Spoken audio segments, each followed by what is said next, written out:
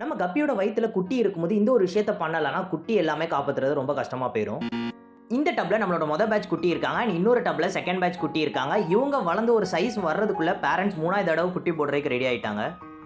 கடைசியா போட்ட குட்டிலாம் இப்போ தான் வளர்ந்து ஒரு சைஸ் வந்திருக்காங்க. ஆனா நம்மளோட ஃபர்ஸ்ட் பேட்ச்ல பாத்தீங்கன்னா நல்லா கலரே வர ஆரம்பிச்சிட்டு குட்டி பார்க்குறதுக்கு உண்மையிலே ரொம்ப அழகா இருக்குல்ல. இந்த குட்டியை காப்பாத்துறதுக்கு நான் செஞ்ச ஒரு சிம்பிளான ஸ்டெப் என்னன்னு கேட்டிங்கன்னா, ஒரு வாரத்துக்கு முன்னாடியே இந்த டப்பை வந்து செட் பண்ணி வைக்கிறது தான்.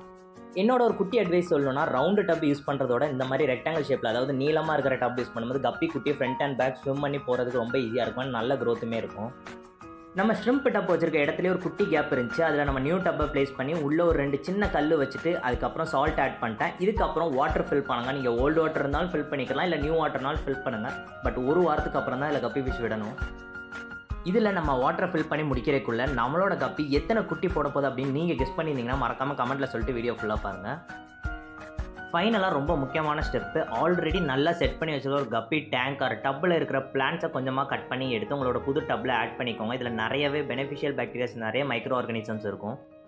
இவ்வளோ நேரம் வீடியோ என்ஜாய் பண்ணி பார்த்தீங்களா? சேனலை சப்ஸ்கிரைப் பண்ணிங்களா? சப்ஸ்கிரைப் பண்ணலான்னா உங்கள் போடுற குட்டி எப்படி பார்ப்பீங்க? மறக்காமல் சப்ஸ்கிரைப் பண்ணிக்கோங்க. தேங்க்ஸ் ஃபார் வாட்சிங்.